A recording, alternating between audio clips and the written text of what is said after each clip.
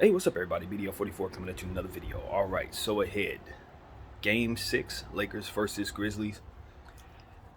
A lot has been said on this channel about our frustration about how this last two games have gone. The rotations and things of that nature, of course, have been talked a lot about.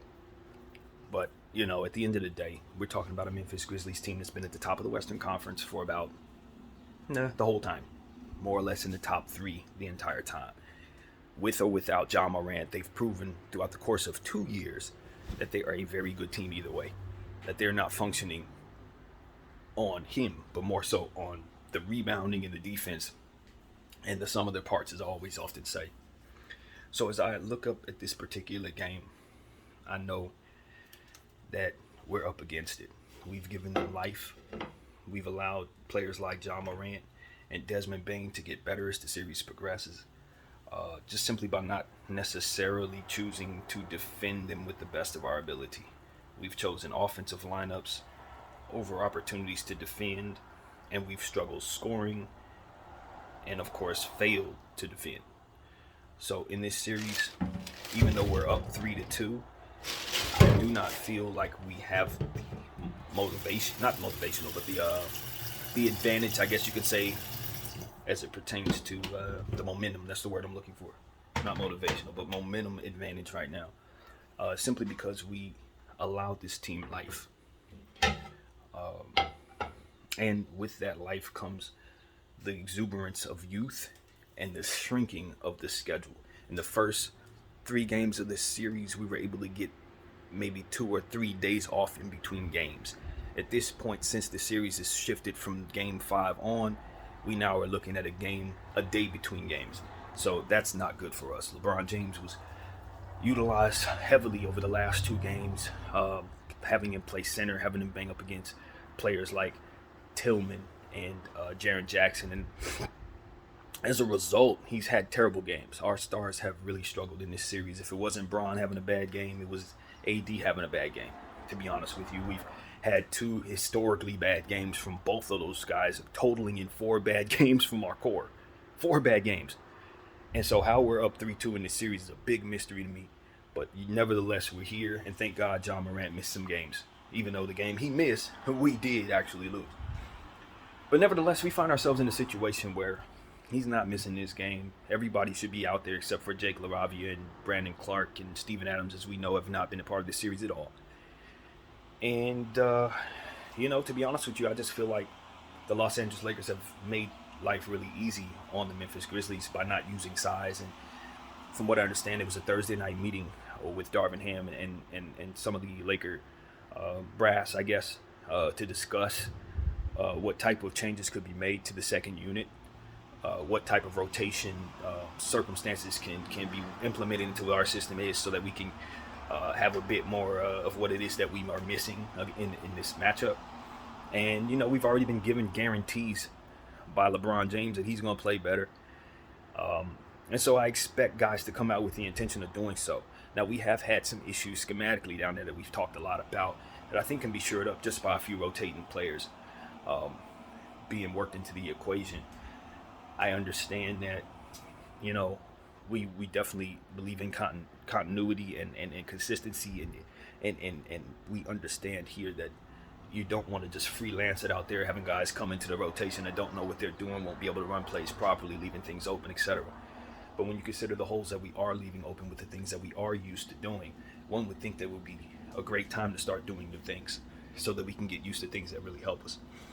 And so that's really what we want to talk about. Much has been said about how I feel these games have been more or less fixed by way of several different things. But that's not something that you can really break down when considering what it is that you're about to see. Because at the end of the day, basketball still has to be played. The game has to still go up. The ball still has to be shot in the air. And no matter what people are doing to try to influence it, at the end of the day, there's only but so much influence they're going to have. So what we try to break down is what we think the team can be in control of. And the rest is left up to the basketball gods and those in control of whatever it is that's going on out there with the calls and the refereeing and all that good stuff. But at the end of the day, what I want to see the Los Angeles Lakers do is just give themselves a bit more flexibility as it pertains to what it is they're willing to do within their system.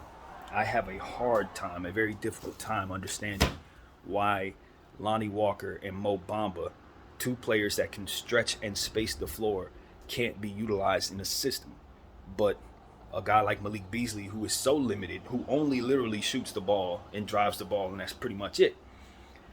And a guy like, Troy Brown, who really contributes only on the defensive side, and both of which haven't hit threes in this series, are better fits for the system that we have. I don't understand basketball very well, but when players have more attributes than other players and can do the things that otherwise would allow them to play modern ball, I don't understand why they can't be on the floor. Now, granted, Mo Bamba may be someone you don't want guarding the perimeter, so I will amend that thought. But it becomes a point where you realize that the rotations that we're using aren't even catered to defending at all in our second units. We're going with offensive lineups that are meant to, in theory, score the ball and provide us a foot speed and an ability to create shots for one another and for themselves. So it's about offense. We're not even looking to defend with these lineups. And because I'm aware of that in a lot of situations with some of these second units, I then become frustrated with the idea that we're leaving Bamba out of the unit for defensive purposes when the unit itself is not on the floor to play defense at all. We're giving up so much defense in some of these units in regards to putting three ball handlers on the floor. Not Lonnie Walker, excuse me. We often do this with LeBron James, Austin Reeves, and then we'll throw Dennis Schroeder on the floor, and then it'll be like Rui Hachimura and Malik Beasley. And so you can see with that lineup on the floor, you're not expecting to do too much defensively at all. But the argument is that a guy like Mo Bamba can't help you because of what he doesn't do defensively. But he can definitely cater to your offense and your defense in that lineup if you put him out there to shoot the ball as a 7-footer and then leave him out there to help you defensively in the paint. Now, granted, you may be leaving open three-point shooter, but I mean, there are opportunities to do that. They don't have a bunch of 40-point three-point shooters up and down the roster. They only have a couple of guys that you expect to hit the three consistently anyway. And one of them may not be going tonight by the name of Luke Kennard, who was dealing with a shoulder in the last game. So I didn't get a chance to look at the injury report in regards to this game, so I'm not sure if he'll go or not. But this is a situation where I just look down there and say the problem that the Lakers appear to have for me is when AD sits down, the rim protection that AD provides is something that is needed. And it's something that we've talked about for 2 years, of course. You guys know I'm a big fan of rim protection. That's why being a Laker fan has been very difficult for me, seeing us pick up so many players that are capable of protecting the rim as of late, and then proceed to see our coach and system not see use for them. But at the same time, see the team literally built around the length and rebounding of Anthony Davis, but then not see the fruit in returning when he sits down with that same length. It's just so very, very backwards, in my humble opinion. And so that's really what it comes down to. I listen to the Kaminsky brothers. They have a very strong stance against playing Mo Bamba, as do many, because of the fact that he hasn't played much with the team, and some of the numbers show us that per minute he may be fouling too much and various things that I've heard about Mo. But at the end of the day, at the very end of the day, when you sub out Anthony Davis, the only person that can even remotely provide you that same dynamic on this roster is him. Wenyen Gabriel does not do that. That's a 4. Tristan Thompson is older, and you probably don't want him out there really at all. That's just being honest. And then you're looking at Vanderbilt, who's undersized for that position and has shown us on multiple occasions that he cannot guard in the paint. As fantastic of a perimeter defender as he is, he's a layup line in the paint. And LeBron James is doing his fantastic job rim protecting, but as we can see, it's wearing him down completely, and he can't get anything going with his jump shot. I think it's directly correlated to him banging and pushing and doing all kinds of stuff on the defensive end, for which I think he has had an understanding of for a long time, which is why he gives up so much on defense so that he can provide so much offense. We've asked him to play defense, and his offense has been bad. So at some point in time, we just got to say, we're asking Bron to do too much And it isn't necessary at all because we have the bodies and the players to do what it is that we otherwise are asking them to do. And so that's when it becomes a situation where, as I've been saying for the last several months, I believe that we're not using our roster properly. I believe that we have players that are meant to do certain things, and because we want to run the system that we have, we're asking other players to do certain things, and then neglecting the things that these players that can provide us. We're neglecting the strengths that some of those players that we're sitting can provide us, so that we can run a system that essentially, I'm telling you, barely gets us by. It barely gets us by. I could argue it doesn't work given the fact that we've lost 2 games in this series to a team that we know we have a better roster than. So for me, it's like, again, the roster's fine. The system is what it's married to, and the system is what's taken away from the strength of the roster. So to me, it makes the most sense to remove the system and the person, the coach. I'm serious. When I say remove the coach in the playoffs, I do believe that it's a safety net for saving your season if the system itself that he's running, that he's too stubborn to change or incapable of changing, is going to run us into a situation where we're dumbing down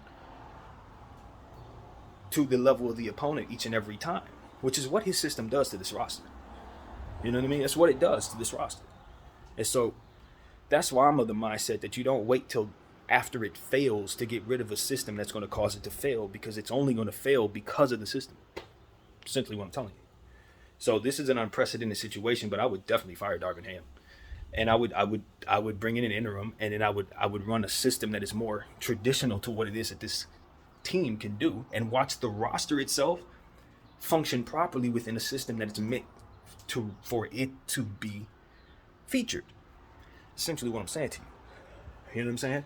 If you just implement a basic traditional offense and then center your system around defense, which is what the strength of your players actually is.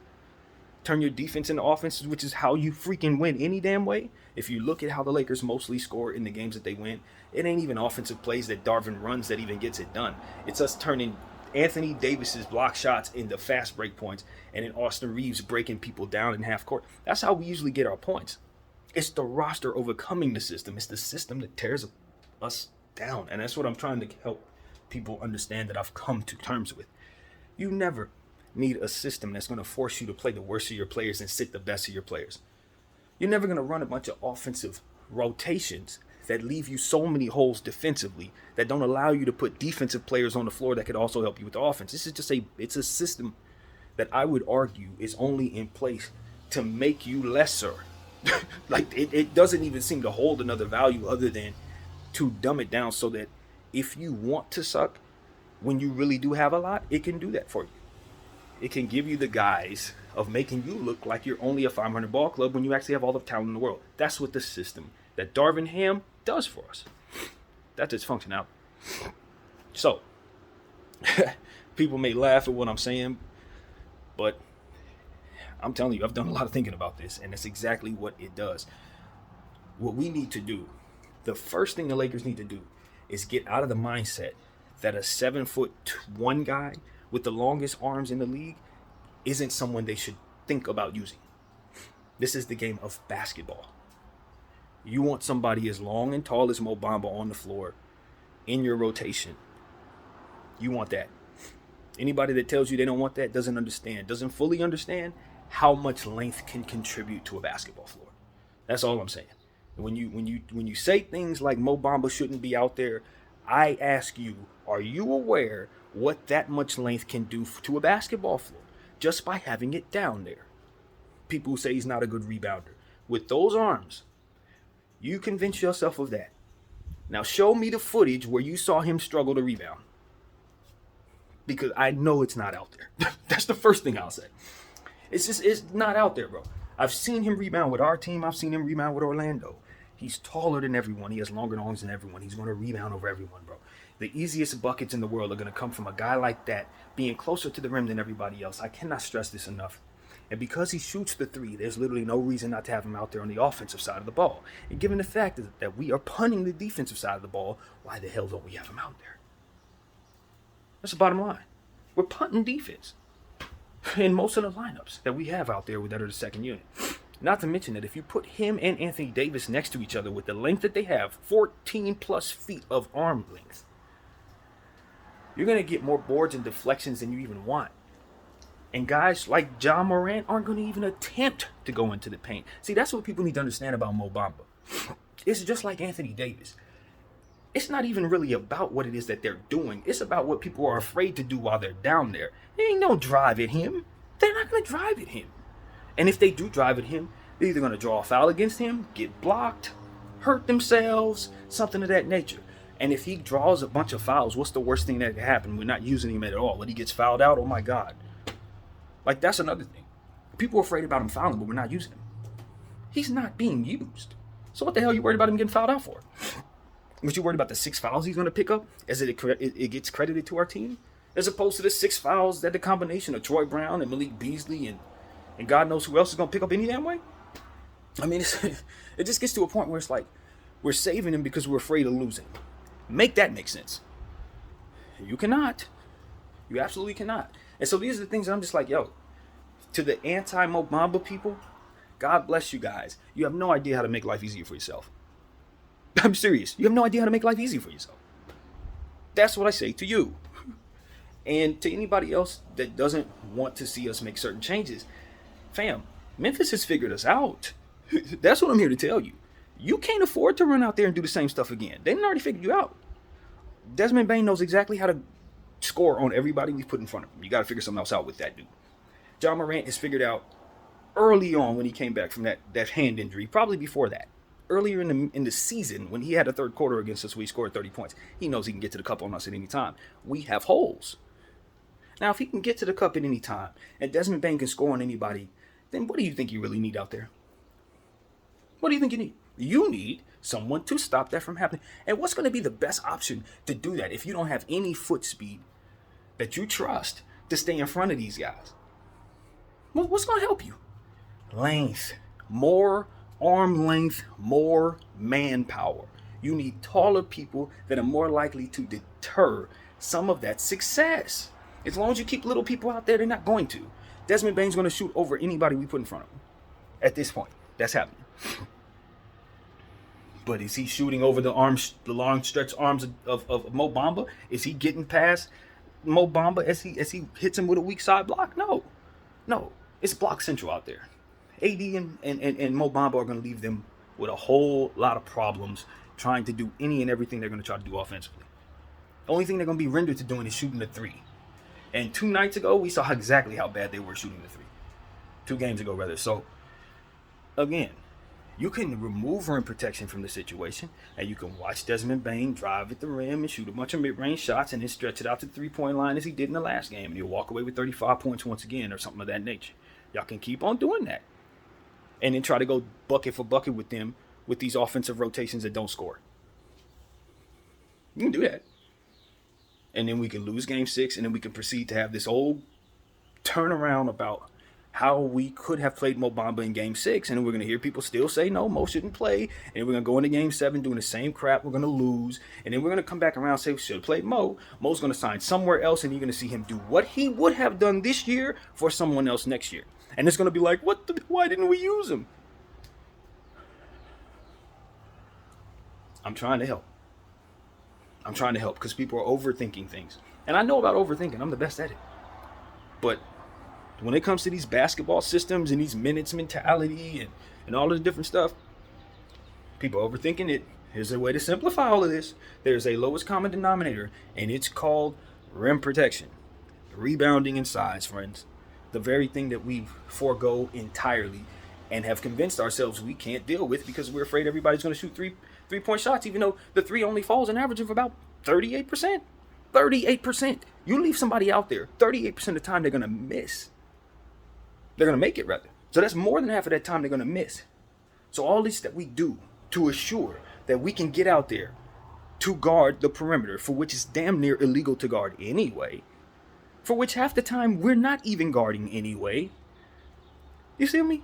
Like, how many 3-point shots have we actually left open, stayed 15 feet away from the person as we watch them shoot, and they make it? But then we can't put Mo Bamba on the floor because he can't guard the perimeter? Make that make sense. All the times I didn't watch people like Torrey Craig, hell, even good shooters. We watch them shoot. But we can't put Mo on the floor because he can't guard the perimeter. Got it. I mean, it's just like, and people believe this bullcrap. That's the thing that bothers me. Like, they really believe this. This man been in the league for 5 years. They talking about we can't put him out there because he just hasn't had enough playing time. He ain't had enough playing time since everybody thought like that. What the hell? Like how is this? And then it's like a thing where people just do what everybody else does. We complain about it a lot, but it's like I listen to Gilbert Arenas talk about it. It's like people are shrinking their bench. We talk about shrinking your bench. We gotta shrink our bench. No, you don't. No, you don't. Who came up with that stupidity, yo? You get to the final end of an 82-game season. Hold on, let's break this down. Let's make this make some sense for once and for all. You get to the final end of an 82-game season where everybody that you use is tired as hell, and your best idea is to get rid of the few people behind them that would give them rest at the end of the season when they're tired as hell and super stressed. That's when you want to shrink your bench? Let me get this straight. You're going into a situation where you're going up against the same team 7 times. The more players you use, the more options you have thrown at them, the more variables they have to try to defend. And in your mind, you want to remove more of what it is that you can use to strategize against them? How did anyone ever convince themselves this made any sense? And it's like the golden rule in basketball, and I'm just sitting here like, yo, this makes sense if half the team is cokeheads and can't play. This makes sense if half the team is 17-year-olds that ain't strong. But if half the team is a bunch of dudes that should be getting playing time, and you're in an environment where half the dudes that you got on your team are making more than the dudes that can actually perform, how the hell can you convince yourself that you're supposed to be shrinking your bench instead of expanding it? In a league where people are trying their very best to get rid of talent, to bring in youngsters, you got youngsters on these teams that are not being utilized when they are needed. When what it is that they do are needed. You are playing people that can't perform, that are proven they can't perform, that you've overpaid in mistake, and you're trying to justify paying these people by playing these people. And we're talking about Malik Beasley in cases such as these. So a guy like Lonnie Walker, who's literally better than this man, has to sit so that you can justify a mistake that has already been proven several times over that it's a mistake. And you lose, and people complain about it, and you absorb that and be unhappy with it. And I'm just sitting there like, and we're convinced this is what we're supposed to do. I've been waiting for somebody to give me a good reason for why benches are shrunk in the playoffs. And the only thing I've heard is that you want to leave players on the floor to get rhythm. You need your best players on the floor to get more of a rhythm in the playoffs. Other than that, I have yet to hear anything at all that was even remotely logical in regards to this. It never made any sense. It makes even less sense now, and I wish people would just do away with it. You don't want to shrink your bench when the strategy is at its tightest, when people have been playing basketball for 5 and 6 damn months. You want to take the fresher legs and help them provide those beat up bodies who've been running all year a little more rest in the times where it matters the most, so that in the end of the game, they have the most to give when they've played so much already.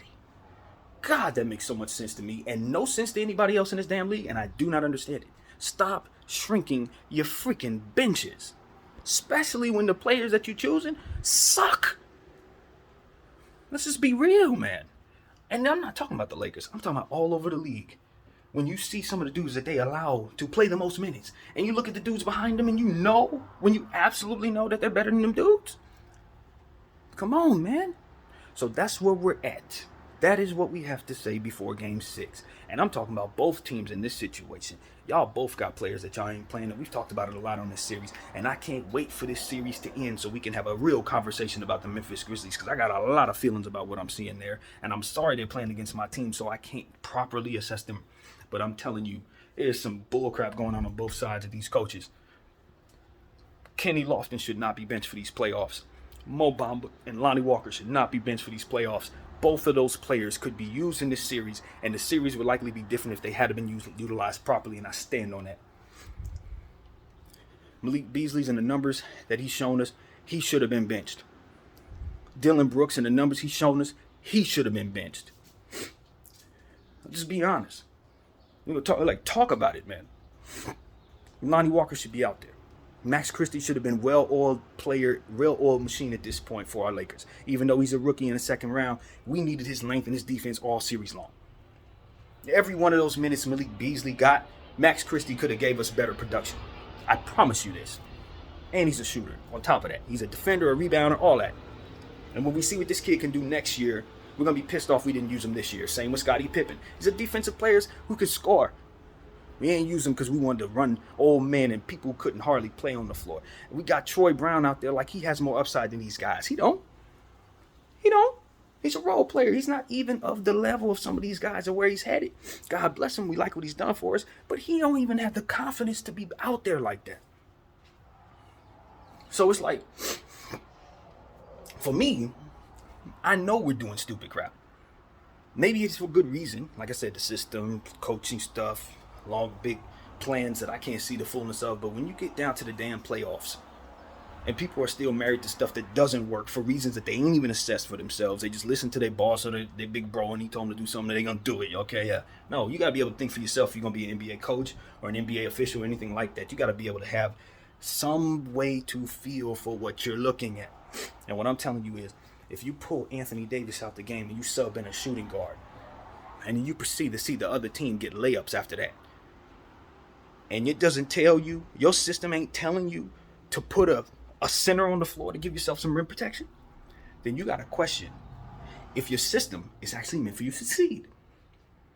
You gotta ask yourself, if what I'm doing and what I was taught for me is meant for me to succeed, why in the hell would it have me remove a center from the floor, put a shooting guard on the floor, and then have the floodgates open for the score to go all the way up to 28 points? See what I'm saying? But when you don't have the ability to think for yourself, and you're just a damn robot regurgitating what the other guy said, this is what we do, this is what we do, what time is it, we're going to do that, let's do it now. And you're going to get the results of that. You know what I'm saying? And so, as a fan, I don't want the results of that. I don't believe in that. I don't even like that. I want that out of here. And leave me with the roster. That's how I feel. So, the fact that Darvin wasn't fired this morning was fine. I mean, not everybody's going to think like me. You know what I'm saying? But what we're seeing out there, I don't believe in. I think we're probably gonna lose tonight too.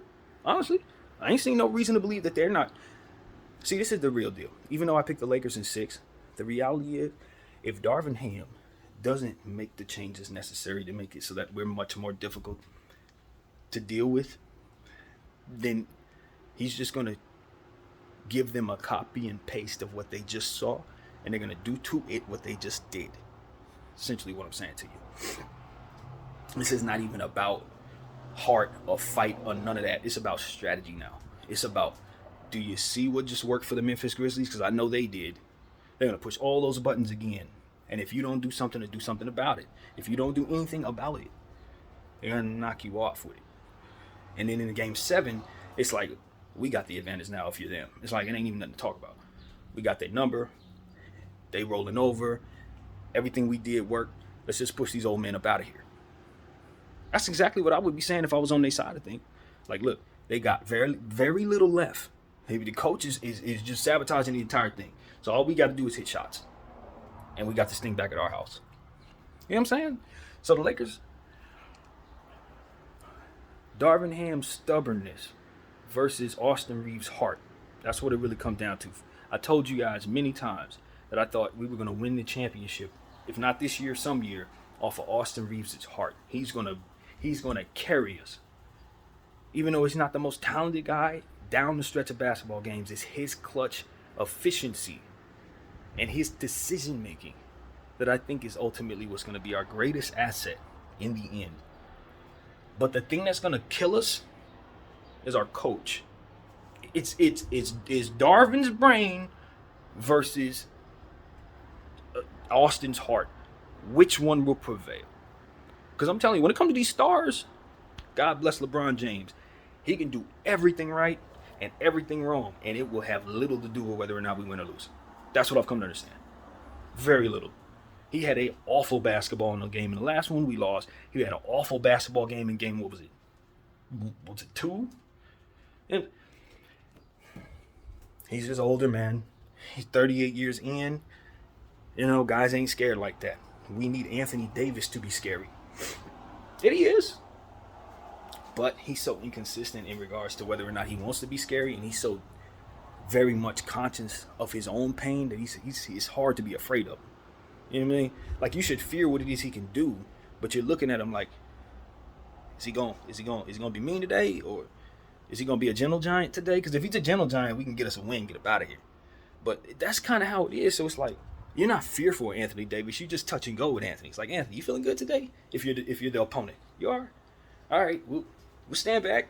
Anthony, you feeling like a dominant player today? No? All right, we're coming forward. That's how it's got to be with him, because it's like, it's not like you're going up against Shaq or Michael Jordan mindset. No, Anthony Davis is going to flow with the wind. If Austin Reeves is having a better game than him, he'll have 14 points and walk away feeling like he's all right. I played defense, I'm good. That type of passive mentality is very easy to overcome if you're really serious about killing something. That's easy. Because that touch and go, eventually it's like that monster ain't really a monster. He's just really talented. That's all that is. And so it becomes a situation where it's like, all right, that's what we're dealing with. You know what I mean? So it's like, okay, Bron, AD, and then D'Lo's D'Lo, man. D'Lo's D'Lo. You never know what you're going to get out of him. One moment he's icing his vein. The next moment he's throwing the ball away and doing stuff he has no business doing. So I don't trust him like that. I don't. I trust his shot, his ability to hit shots, but his decision making, I'm not there yet. He's not somebody I'm gonna put the ball in his hand and say go. Austin's the guy. It is him. He's the closest thing to a killer we got. He's the heart and soul, whether people want to know it or not. Anthony Davis is the monster. He's the engine. He's why, basically. LeBron James is the symbol, the hope, the legend, the reason. Right? He's the reason. Anthony Davis is why. Austin Reeves is the heart. He's the soul. He's gonna make it happen. And Darvin's gonna be the poison pill. He's the self-destructive tool. He's the temptation. He's the lure toward losing. He's all that. He's all that. And that's why you remove him, and then voila, you're left with nothing but goodness. But we're not going to do that because everybody's stubborn. Everybody wants to be married to seeing if it'll work, even though they ain't got the time for that. And see, that's the point. That's why I fired Darvin for real. It's not because I'm impatient. It's because I understand that year 20 is a real thing for LeBron James. And he is the why. So the timeline is 1 game. 2 games right now. You see what I'm saying? And I'm fully aware of that. Our timeline is 2 games. You know what I'm saying? You lose those 2 games, your timeline's out the window. Now you're trying to figure out what your timeline will be from there. Do we get to keep Bron? Are we keeping AD? What happens with these kids? Are we going to be strong next year? You don't know. You don't know. Likely not. You're going to have to pay some of these people. You know, and a lot of them are leaving because they are too talented to be buried on the bench of this coach. So you're going to lose some of your depth off of the strength of that. You're not going to be as good next year, Lakers. Timeline is 2 games. And you wonder why I fire a coach in the playoffs. How I will fire him to save my timeline if he's the reason my timeline is going to... Come on. It's about being fully aware of what you're dealing with. And I just don't think people really are. And they throw away their possessions. They let the wrong people have the ball in their hands, stuff like that. And it's like, man, people need to be very pleased that I'm not in charge doing stuff like that. That's all I got to say about it. But if I were, I think the results would be very good because I wouldn't be sticking around the stuff that doesn't work. And I certainly wouldn't bench Rui Hachimura and have him playing only 21 minutes in a series where he dominates. He's dominating the Memphis Grizzlies. He's dominating the boys. They got nothing for him. He should be out there for 36 minutes every night. We would have ended this series if we would have played him 36 minutes a night. It would have been over already. That's another thing. It's like overthinking your system as it pertains to what will work for you when you could have ended this series if you would have just got away from that stupid crap. Put Rui Hachimura on the floor. He'd have had 3 30-point games by now if we wouldn't have messed with his minutes and messed with his rhythm. Completely botched that boy's rhythm. And then proceed to sit him just like he did Lonnie. Lonnie was playing great. I'll tell you exactly how this Lonnie thing went. Lonnie was playing really, really good. Then he put Lonnie in 4-guard lineups where Lonnie was the 4. Lonnie struggled in those lineups. He surmised that Lonnie was trash after that and benched Lonnie for the rest of the season. That's what happened. As I saw it. That's what happened. And so it's like, bro, don't psych yourself into thinking a player can't play just because you put him in situations ain't no good for him and now you aren't pleased with that. It's the same thing he did with Rui. Thank God Rui was able to play some weak side help and block a few shots. Otherwise, he'd have been buried even further. When he shouldn't even be put in them situations to be a weak side help defender. You know what I'm saying? That's not even his game. But because he was able to excel doing it, we can put him on the floor in this system. But it's like, you can't possibly think that should be the determining factor for whether or not you put one of your most efficient and biggest easy bucket getters on the floor. And I think about the easy buckets. We talk about easy buckets. Mo Bamba, how close to the rim he's going to be in a lot of situations. How high his jump shot is going to be in comparison to anybody who's going to be able to guard it. Who can stop him from shooting a jumper? For those of us who don't, get back to the Mo Bamba thing. Who can stop him from shooting a jumper on the Memphis Grizzlies? Jaren Jackson's not tall enough to stop him from shooting that. And he's going to be bombarded with trying to guard someone else likely in that situation if you keep Anthony on the floor at the same time. Who's going to guard him? Tillman? Tillman's like 6'9". 6'9", going to guard 7'1". These are things I'm like, yo, I understand Mo's not strong. People think he's not strong, which is, I think, just, I have to see it for myself. Everybody's convinced what the dude can't do. Same thing about Lonnie before the season. Lonnie can't play defense. Lonnie can't do this. Lonnie can't do that.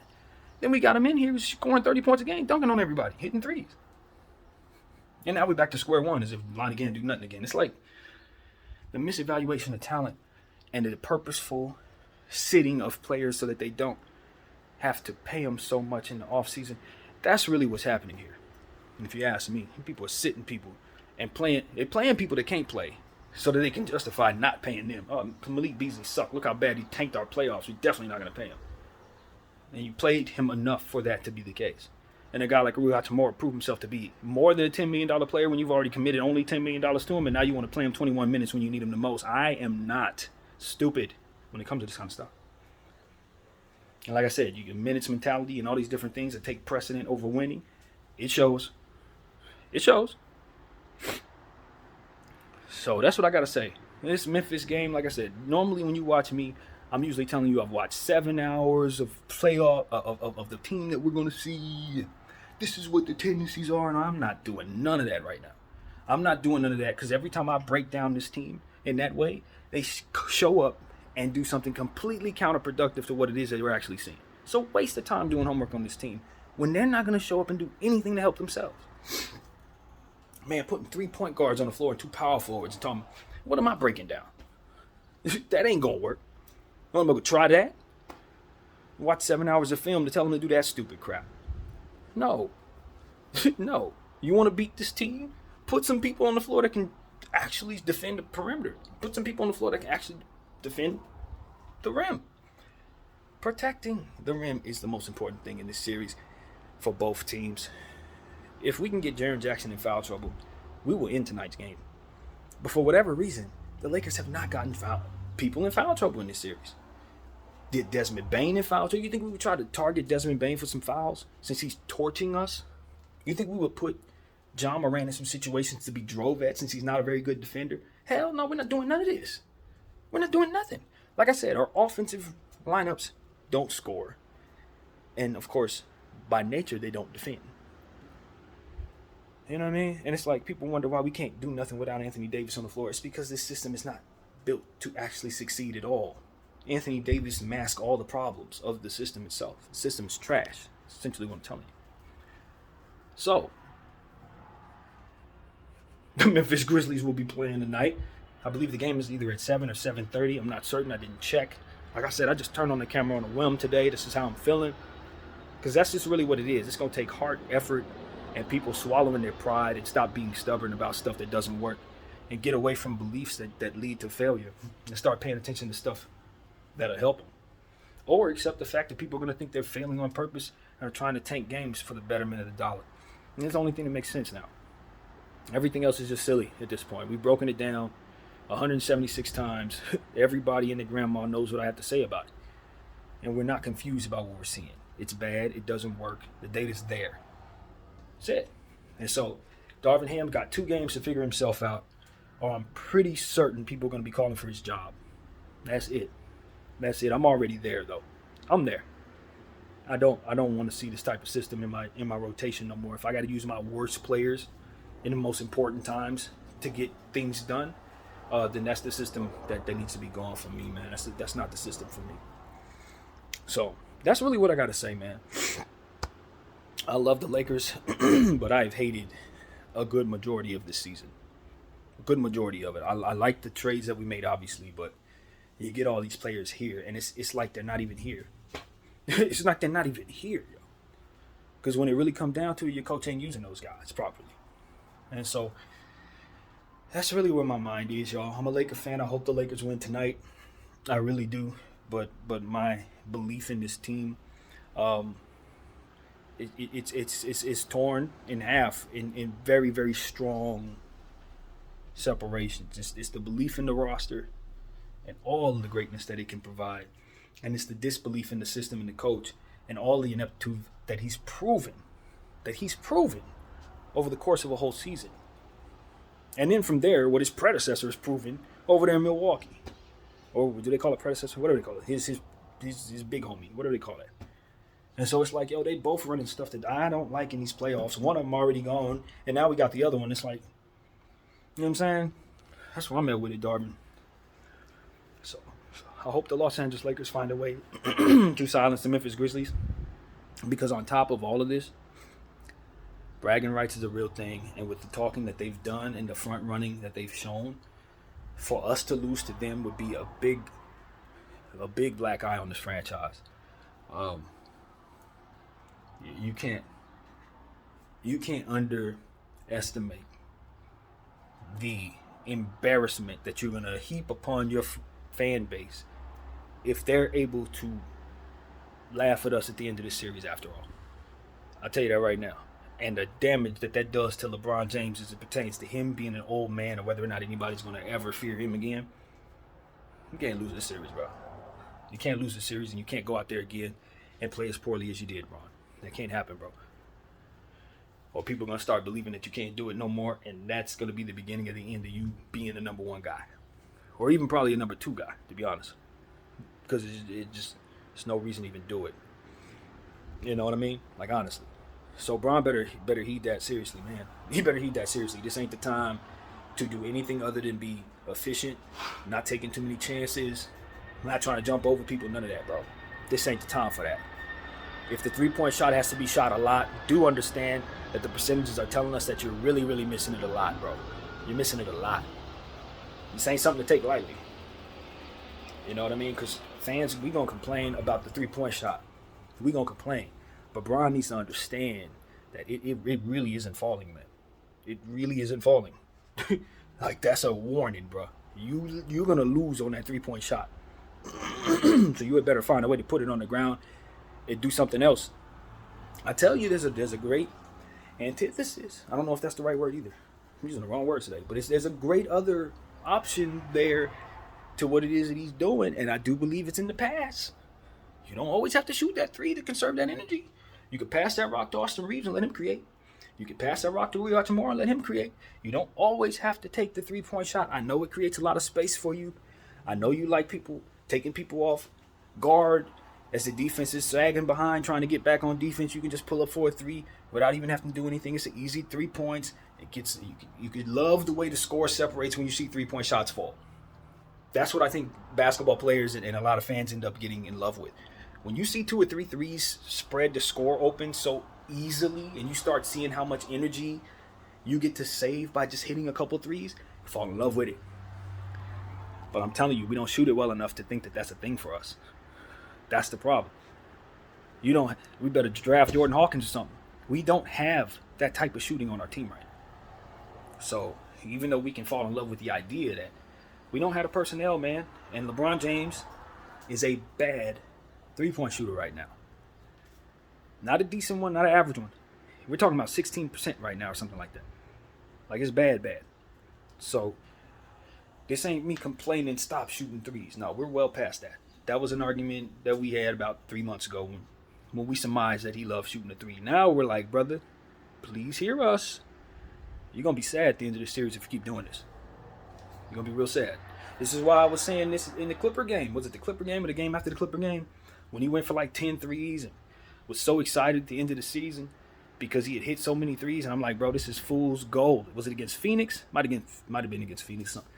I told y'all, this is fool's gold. This is bad. I wasn't happy after that win because I thought it was going to lead to what we see right here. And it did. It did. Once again, BDF 44 was right. Him shooting all them damn threes and seeing all of them fall made him think he should be shooting them that much in this series, and look how bad he's been.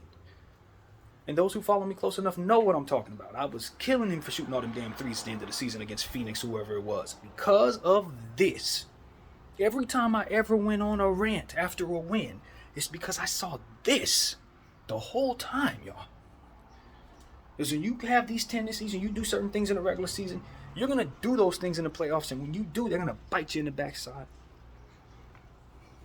So here we are, 3-2 lead.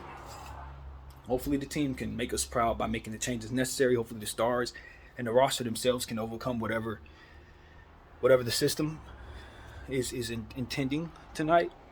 And we'll get a victory on our home floor without needing to fly back to Memphis. I do believe Memphis is done. Like if they were going up against most teams with the intent of knocking them off, they'd fold. But it's something about this Laker spirit. And I'm not talking about ours. I'm talking about the unit that we have and rolling around in our uniform right now. Those guys, there's something about them that just makes you think, I can get back in the game against them.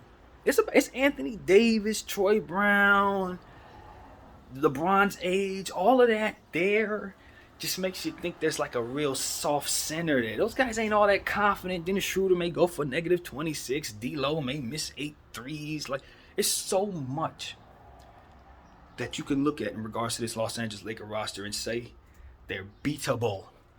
I can get them. And that's the problem.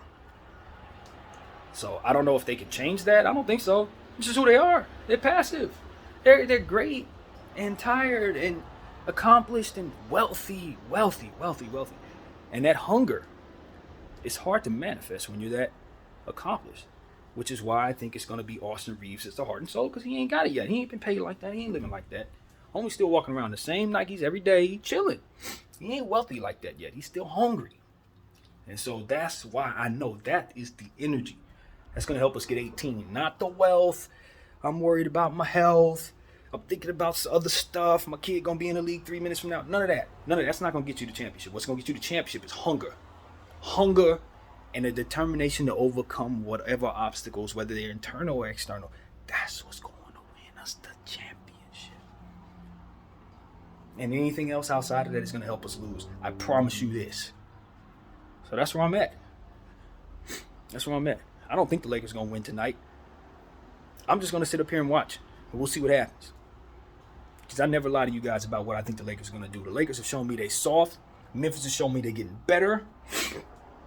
Memphis showed me they ain't scared.